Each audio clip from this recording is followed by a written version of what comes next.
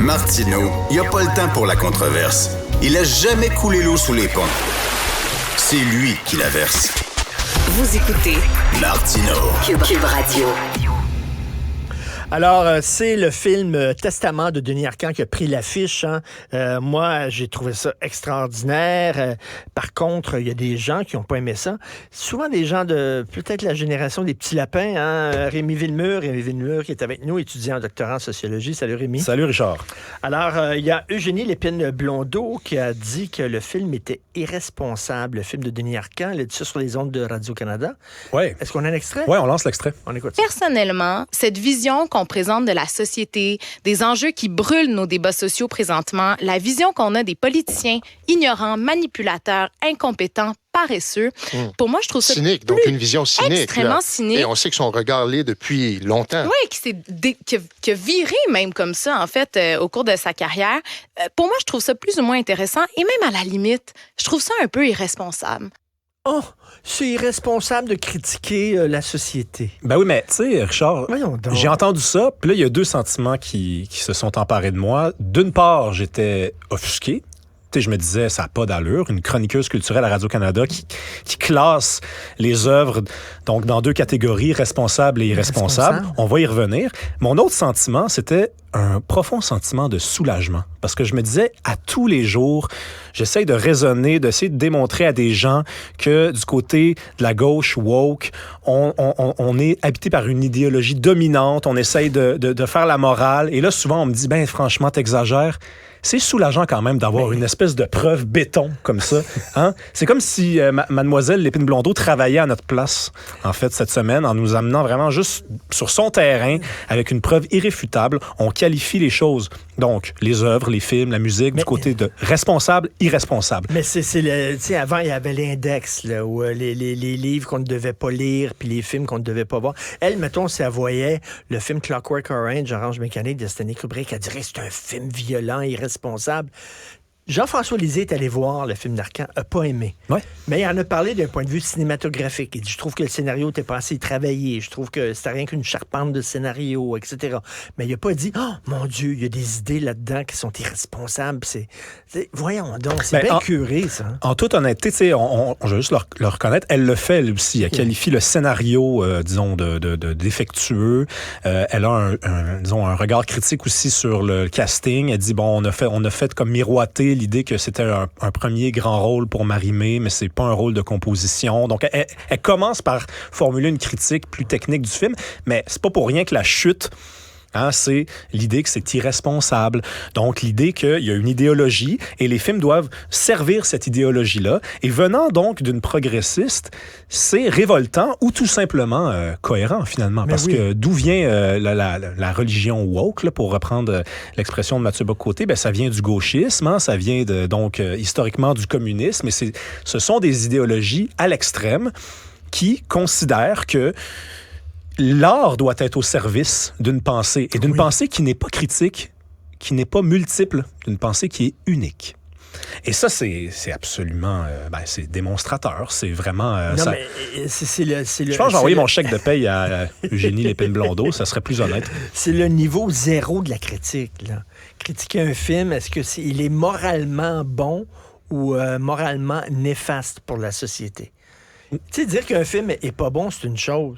Dire qu'un film est irresponsable, est-ce que c'est le rôle d'un artiste d'être responsable? Ben, je sais pas pour toi, mais moi, j'avais plutôt l'impression que c'était le contraire. C'est-à-dire que les artistes doivent être irresponsables, doivent défoncer des barrières, doivent être transgressifs. Et bon, Denis Arcand, donc il a à peu près 81 ans, 82 ans. Il est qualifié par la chroniqueuse culturelle de pamphlétaire. N'importe qui a vu les films d'Arcand sait que c'est pas un pamphlétaire. Là, on n'est pas dans l'œuvre de Falardeau. Là. On est dans quelque chose de beaucoup plus subtil. Tu sais, t'as vu le film, je m'en vais le voir ce soir. Je pense que tu as reconnu du film l'idée qu'il y avait une subtilité. C'est pas béton, c'est pas une charge contre le wokisme. C'est un film même avec beaucoup d'indulgence. Bon. Moi, j'aurais fait vraiment une charge à fond de train. Parce que tu es un pamphlétaire, d'une certaine façon. Lui, il dit, regarde, moi, quand j'étais jeune, je voulais changer le monde. Je comprends que les autres sont jeunes, veulent changer le monde, c'est correct, mais leur combat n'est pas le mien. On n'a pas les mêmes références. Je ne comprends rien à leur combat. Je vais les laisser mener leur combat, mais moi, je vais me retirer. C'est ça qu'il dit. Je me retire de ça. Je vais dans ma petite maison de campagne où je m'apprête à mourir, puis je me retire du monde parce que le monde tel qu'il est, je le comprends pas. Mais il traite pas de crétin, puis il traite pas de bozo, là. Donc, c'est absolument le contraire d'un point de vue pamphlétaire. On a quelque chose de subtil, de travaillé, d'indulgent, quelque chose de global. Là, où elle a peut-être un petit peu raison, c'est de dire, bon, c'est un mot qui n'est pas très connu au Québec, réactionnaire. Est-ce que Denis Arcand est un réactionnaire? Probablement d'une certaine façon. Et alors? Pourquoi on ne peut pas donner la parole à des gens qui ont un point de vue, disons, tragique sur l'histoire, des gens qui estiment qu'on est à la fin de la civilisation américaine, le déclin de l'Empire américain, c'est un peu ça. Pourquoi on leur donnerait pas la parole? Oui. Et ce qu'on n'a pas entendu, parce que sinon il aurait fallu faire jouer l'extrait pendant 1 minute, c'est que tout de suite après avoir dit que c'est irresponsable, elle précise ce qu'elle pense. Elle dit c'est irresponsable finalement de donner des fonds publics à des gens qui font des films comme ça. Et là, tu as envie de te dire, mais c'est quoi? Tu veux un film de woke de plus? C'est pas assez. C'est pas assez. Un autre de plus. Tabarnak. Je veux dire, moi, je suis plus capable. Moi, je vais plus au cinéma à cause de ça. Ben oui. Non. Il y en a pas assez de films woke. Il y en a un qui prend le discours un peu inverse, puis il faudrait qu'il se ferme la gueule. Ouais, puis Denis Arcand disait, je fais l'épicerie, puis les gens me disent, j'ai envie de voir votre film. Il y a 3 mois, les gens attendaient ce film-là parce qu'il n'y a pas rien qui ressemble à ça. Ça survient dans notre paysage cinématographique, puis on a une chroniqueuse qui nous dit, non, il aurait fallu faire un autre film, c'est Dracula. Tu veux parler de Ruba Gazal? Ouais, Ruba Gazal qui je dois être dans la soupe, disons, dans la merde, là, dans cette course-là, parce que il y a des gens qui ont publié une lettre cette semaine dans la section Faites la différence du Journal de Montréal pour dire, écoutez, votez pour elle parce que c'est une membre de la diversité, tout simplement. Pas d'argument, pas de programme. C'est l'argument basané. C'est le nouvel argument d'autorité. Est-ce que, mon Dieu, j'entends Jacques Parizeau, est-ce que ce serait un vote ethnique? Écoute, oui, c'est absolument ça. C'est absolument ça. Dans la lettre, il n'y a pas de programme, il n'y a pas d'idée. On ne sait pas pourquoi voter pour elle, si ce n'est que parce qu'elle est membre de la diversité.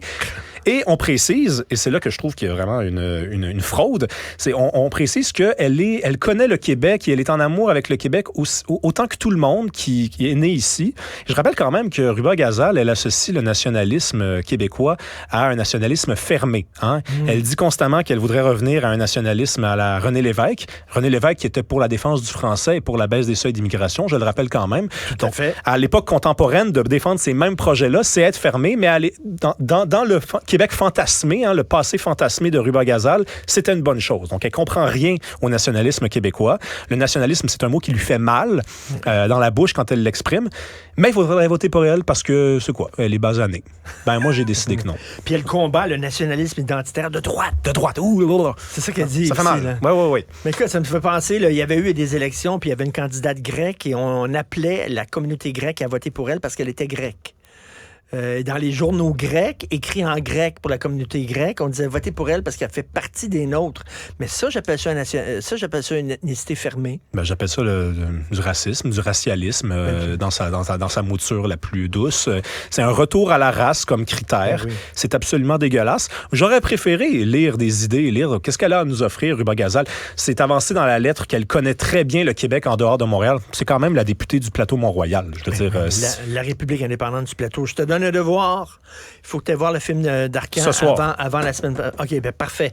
On s'en reparle la semaine prochaine. Et j'ai l'intention d'être très irresponsable ce soir. Hey, Popcorn. Salut.